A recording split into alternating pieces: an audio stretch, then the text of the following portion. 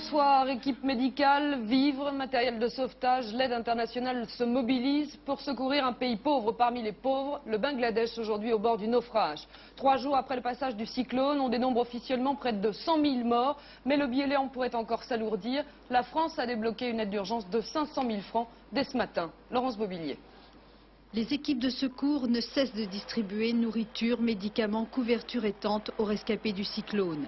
Ils sont plus de 5 millions à avoir tout perdu. Et terrible ironie du sort, les survivants assoiffés réclament de l'eau alors que tout le sud du pays est toujours inondé. Les hélicoptères ne peuvent atterrir dans certains endroits complètement submergés. Des bateaux échoués bloquent l'entrée du port de Chittagong. Réclamée par les autorités bangladaises, l'aide internationale afflue. Plusieurs millions de dollars ont été débloqués à travers le monde. Maisons détruites, cultures anéanties, les pertes matérielles sont considérables, évaluées à près de 6 milliards de francs. Le Bangladesh a besoin en priorité d'argent et de médicaments pour faire face aux épidémies qui risquent maintenant de se développer. Le bilan s'alourdit de jour en jour. On parle de plus de 100 000 morts et des milliers de personnes sont toujours portées disparues. Au Bangladesh, demain sera journée de deuil national. 100 000 victimes, des régions entièrement dévastées. Ce bilan très lourd s'explique bien sûr par la violence du cyclone, mais aussi par le développement totalement anarchique du pays. Surpopulation, agriculture non maîtrisée, l'aide internationale n'a pas modifié les problèmes de fond. Explication de Béatrice Nivois. Imaginez 110 millions de personnes entassées sur un territoire égal à un quart de la France. La densité au kilomètre carré est telle que les Bangladais occupent la moindre parcelle de terre émergée. Avec à peine 1 000 francs de revenus annuels, les Bangladais pratiquent surtout la riziculture. Le pays produit 200 kilos de riz par personne, juste de quoi survivre pendant un an. La catastrophe actuelle, c'est un cyclone qui a poussé les eaux sur la côte et qui a submergé les digues que font les paysans, qui sont souvent des digues faites avec des sacs de terre ou des choses de ce genre. Alors, il se passe aujourd'hui au Bangladesh ce qui se passait dans les polders hollandais au XIIIe siècle. Depuis 20 ans, le Bangladesh subit les catastrophes naturelles. En 88, 60% du pays ont été submergés par des crues. Et de là, de nombreux projets ont été élaborés, notamment celui de la France. Il s'agit simplement de faire au Bangladesh ce qui existe dans tous les pays développés le long des fleuves, c'est-à-dire des digues longitudinales en terre qui permettent de canaliser les crues, de les conduire gentiment jusqu'à la mer. Et ces digues sont des ouvrages de terre qui sont relativement standards. Il en existe d'ailleurs déjà au Bangladesh. Maintenant, ce projet risque d'être différé. Il faudra refaire les cartes topographiques du Bangladesh suite au mouvement de terrain engendré par le cyclone. Reste aussi aux pays donateurs comme la France, les États-Unis ou le Japon de décider des moyens financiers qu'ils mettront chacun pour réaliser ce chantier. Aujourd'hui, le temps presse pour réaliser ces travaux car les Bangladais, malgré les cyclones et les raz-de-marée, reviendront toujours plus nombreux dans cette région du Delta, la partie la plus fertile du pays. Invité du 19-20, René Dumont, ancien professeur en agronomie et écologiste convaincu. Bonsoir. Bonsoir. Vous avez publié plusieurs livres sur la situation des pays du tiers-monde. Chaque livre était un cri d'alarme. Alors, à votre avis, au Bangladesh, quel est le problème le plus urgent à régler? De très loin, la surpopulation. Il y a un taux d'accroissement annuel de 2,8% par an, qui est un des plus élevés d'Asie. Il est seulement dépassé par l'Afrique. J'ai connu le Bangladesh avec 70 millions d'habitants en 1973, le voici avec 110 millions d'habitants, et on nous annonce 200, et même certains disent 300 millions d'habitants au cours du siècle prochain. C'est pas possible, 300 millions d'habitants, il n'y aura plus de terre cultivée, les maisons couvriraient tout le terroir. Question, comment peut-on régler ce problème? Et régler ce problème, il faudrait d'abord arrêter la croissance de la population, et les pays du sud de l'Asie, Tamil Nadu et Kerala du sud de l'Inde, ont arrêté la croissance de leur population en scolarisant tout le monde, toutes les fillettes, y compris les fillettes rurales. Du moment qu'une fille a été à l'école, elle se fait respecter quand elle se marie, elle est capable de... On est tombé de 3,2 à 1,6 au Kerala et au Tamil Nadu. C'est donc la première chose à faire au Bangladesh. Alors, on l'a vu, plusieurs programmes d'aide humanitaire ou d'aide internationale ont été lancés au Bangladesh. On a l'impression que dans le fond, ça ne change pas grand-chose. L'aide, c'est la survie simplement, mais ce n'est pas le développement. Le développement s'oppose, il y a toute la structure économique mondiale qui s'oppose au développement. C'est le tiers-monde, c'est le nord-sud qui est là mis en question. Alors justement, on voit de plus en plus émerger une fracture entre les pays pauvres et les pays riches, le sud et le nord. Y a-t-il des solutions à l'échelle mondiale pour régler ce problème dans les années à venir? Eh bien, il faut simplement que les riches soient moins égoïstes et tout. Entre l'Europe occidentale et les pays du tiers-monde, l'écart en 1700 était de 2 à 1. En 1960, de 30 à 1, 30 fois plus riches par tête, nous. En 1990, de 50 à 1, et on va jusque, si on continue, Mais ça sautera avant. Ils ne vont pas accepter de crever la bouche ouverte quand ils verront le spectacle de nos débauches, de nos goinfreries, de nos gaspillages. Alors vous dites qu'il faut que les riches soient moins égoïstes. Ça a l'air facile quand vous le dites. Ça ne l'est pas. Ça ne se passe pas. Pourquoi? Quels sont les parce que les riches sont obstacles? égoïstes, parce que les chrétiens ne sont pas chrétiens, parce que les socialistes ne sont pas socialistes. C'est ce que j'ai dit en 1956 devant le pasteur Maury qui l'a récemment rappelé. René Dumont, vous restez avec nous. Nous allons faire le point sur un autre continent sinistré, l'Afrique. Face à la famine, à la sécheresse et aux guerres civiles, plusieurs personnalités françaises et organisations ont demandé un droit d'ingérence humanitaire ce matin à l'Elysée. Un appel qui concerne surtout les pays de la Corne de l'Afrique, l'Éthiopie, le Soudan, mais aussi la Somalie. La Somalie où la situation est très alarmante après 5 mois de guerre. Le pays est au bord du chaos. Reportage de Moradei Tabouche et Marc Dou. Dans la périphérie de Mogadiscio, le camp de Cheikh Aboubakr. Plus de 5000 personnes sont parquées ici. Des enfants, des femmes, des vieux. Les hommes valides ont presque tous été massacrés pendant la bataille de Mogadiscio. Appartenant à la tribu des Galgalos, avant le coup d'État, ils étaient les alliés de Siad Barre. La vengeance des rebelles a été terrible. Aujourd'hui, personne n'a le droit de sortir du camp. Sans l'intervention du SOS, une association autrichienne, ils seraient déjà morts. Nous n'avons plus beaucoup d'espoir. Notre tribu va mourir à petit feu si personne ne fait rien. Situation également critique pour des milliers de Somaliens qui ont fui la guerre civile et la sécheresse. Ici aussi, la nourriture et l'eau manquent. À une dizaine de kilomètres de là, Médecins sans frontières a placé un unique point d'eau potable. Certains, sous un soleil de plomb, font parfois jusqu'à 12 heures de marche pour un peu d'eau. Moi, 2 de mes enfants sont déjà morts.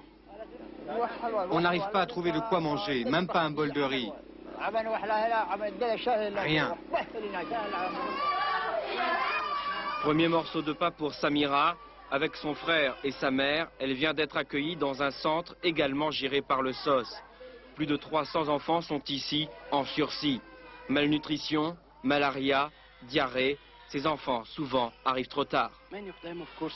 La plupart d'entre eux meurent. En fait, si dans ce centre le taux de mortalité est de 20%, ailleurs il est beaucoup plus élevé.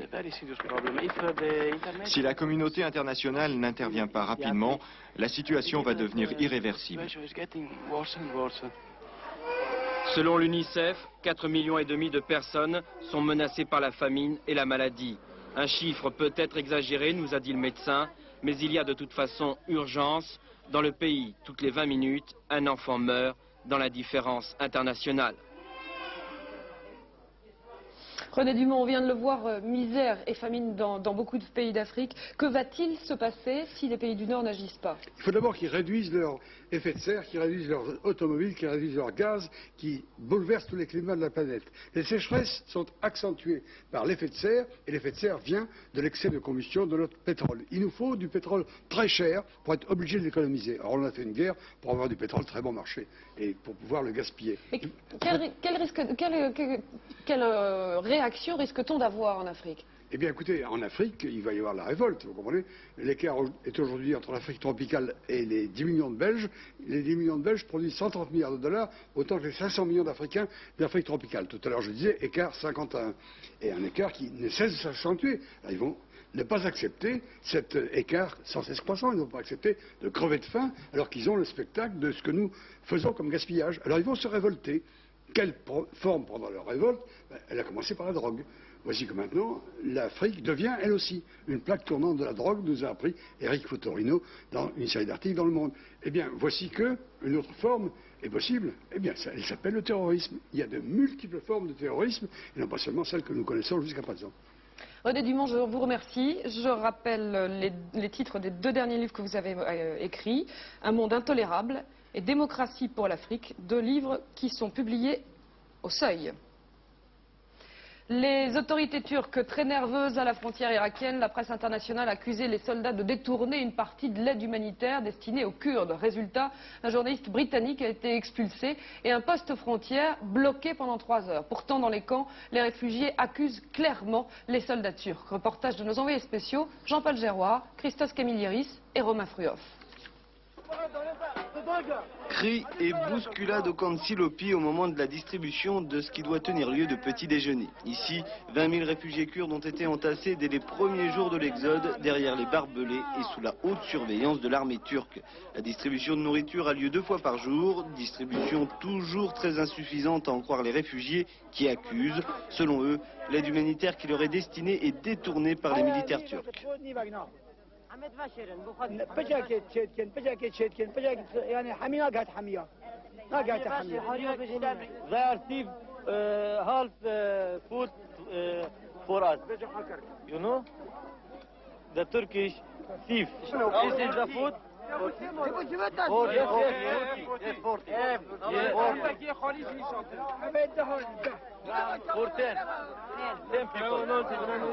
Des accusations jugées insultantes pour son armée par le gouvernement turc. Pour les avoir reprises, un journaliste britannique du quotidien The Independent a été arrêté et expulsé hier.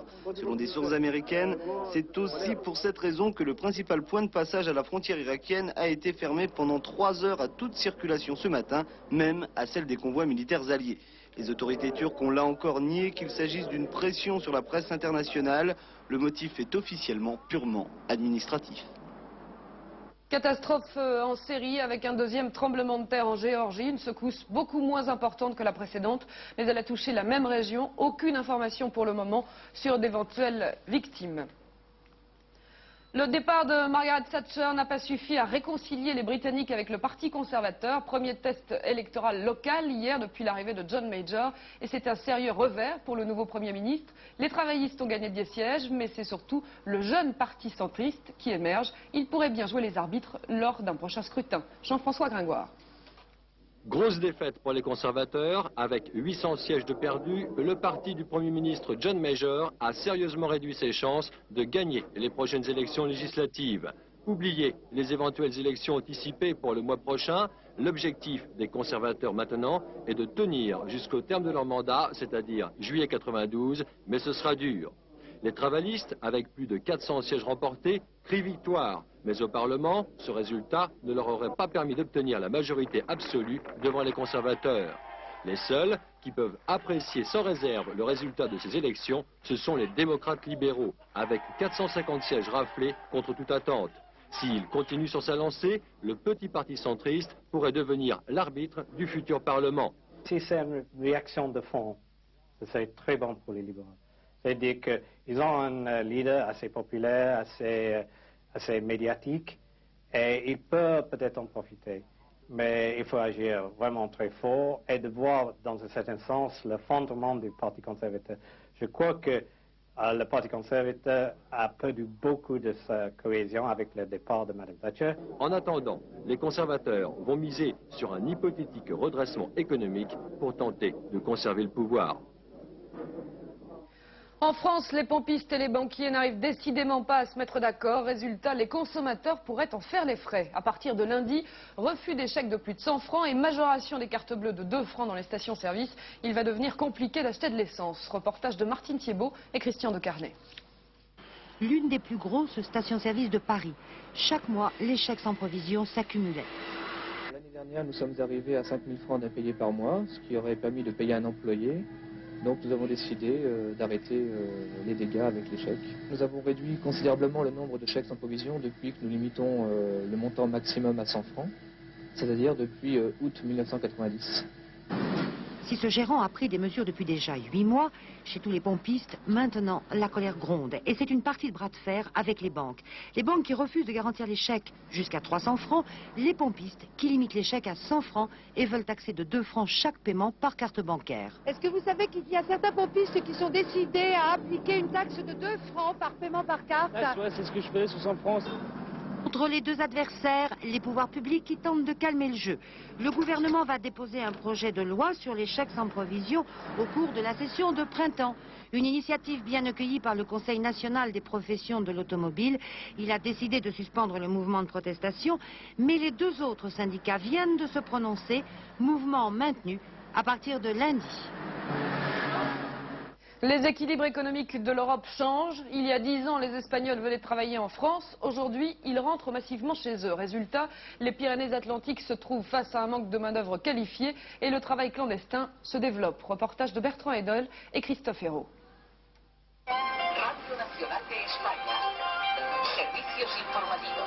Depuis plus de 10 ans, Tomás Bravo de Dios traverse chaque jour la frontière franco-espagnole pour se rendre à son travail dans l'agglomération de Bayonne.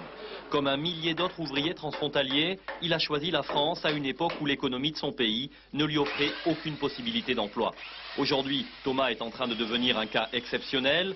Malgré les avantages financiers qui s'offrent à lui en Espagne, il préfère rester dans l'Hexagone. Pourquoi je reste?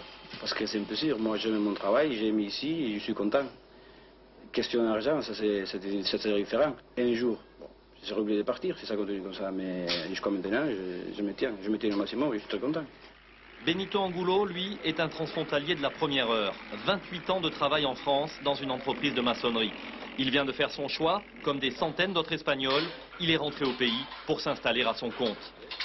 Alors, quand je travaillais là-bas, le salaire brut, c'est 6 200. Combien vous gagnez aujourd'hui maintenant, à peu près? Ici, un bon maçon, il pouvait gagner 10 000 francs.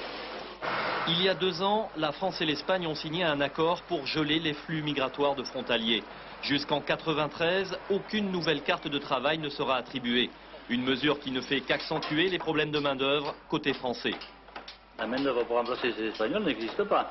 Il y a eu un manque de formation au moment où on avait cette main-d'œuvre étrangère en France. Une mauvaise orientation des enfants.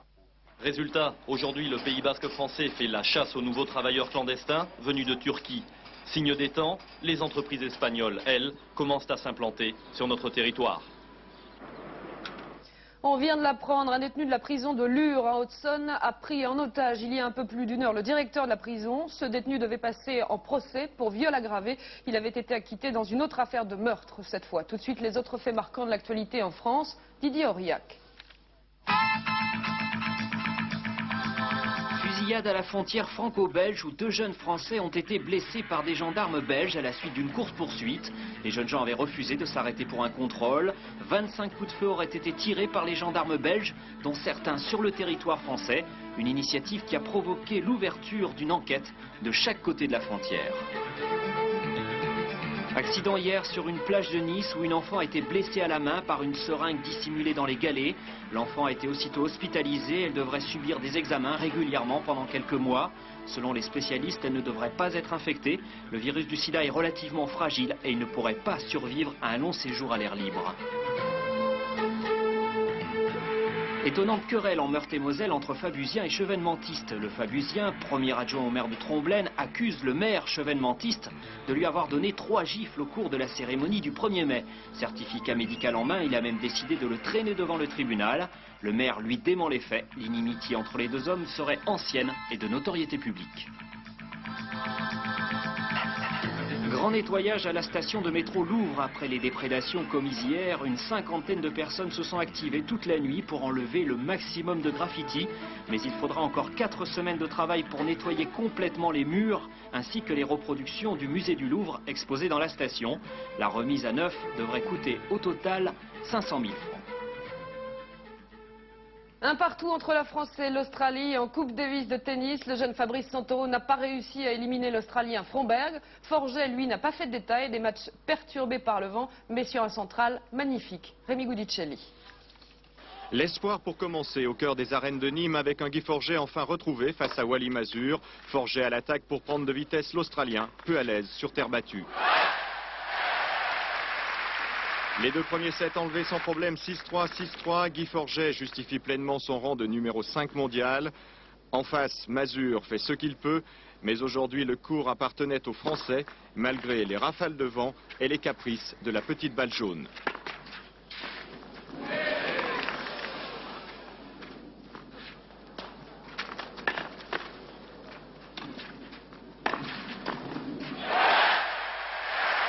Balle de match pour conclure, 6-4 dans le 3e set. Forget se paye le luxe d'attaquer et de monter en pleine assurance au filet. Aucun problème pour le numéro 1 français, ce match n'aura été pour lui qu'une formalité.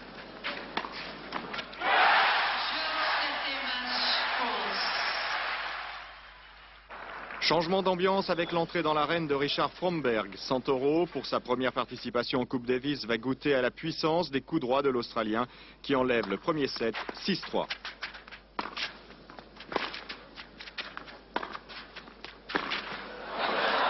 Sous le regard inquiet de Noah, Fabrice Santoro en sursis permanent face au mètre 90 de Fromberg. Trop timide et hésitant en attaque, le jeune Français subit le jeu de son adversaire. Nouvelle sentence, 6-4 dans le deuxième set. Malgré une réaction d'orgueil de Santoro dans la troisième manche, le tie-break décisif revient à l'Australien. Yannick Noah sait désormais combien le double demain sera important. Un double où l'on pourrait bien retrouver Henri Lecomte associé à Guy Forget. Efficacité oblige. C'est anachronique, ça pourrait même paraître absurde. André Breton, le pape du surréalisme, anticonventionnel devant...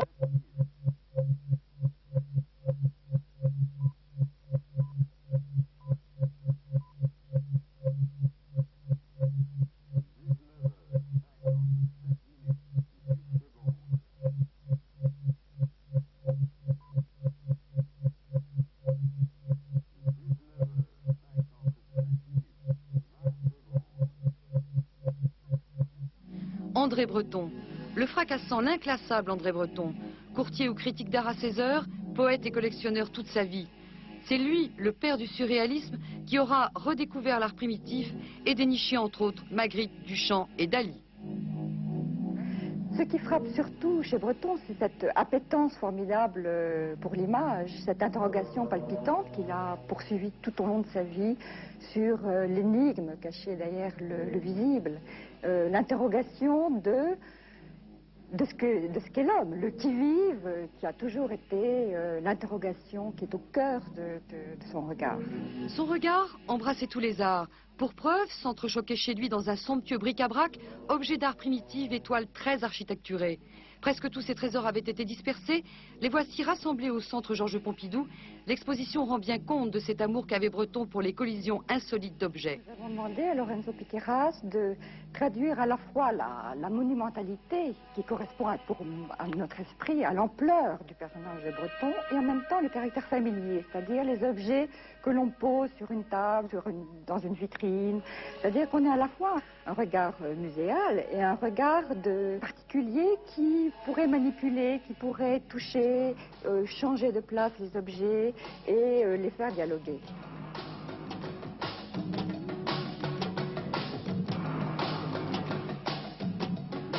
Bon, se réclamer du surréalisme maintenant, c'est comme si on se réclamait du cubisme. Ça pourrait être vraiment extrêmement ringard, si vous voulez. Mais je crois qu'il a bouleversé tellement en profondeur nos mentalités que nous sommes porteurs de ça. Riche de plus de 500 toiles, objets, manuscrits ou photographies, l'exposition du centre Georges Pompidou restitue bien l'audace du regard d'un homme qui avait su si bien tisser des fils magnétiques entre toutes les formes de l'art. Une information de dernière minute pour terminer. Bernard Kouchner se rendra dimanche au Bangladesh pour évaluer les besoins des sinistrés et marquer la solidarité de la France à tout le pays. Fin de cette édition. Le prochain rendez-vous avec la rédaction, c'est à 22h30. Soir 3 présenté par Marc Cottemand. Tout de suite, la météo complète de Florence Klein. À lundi 19h. Bonsoir.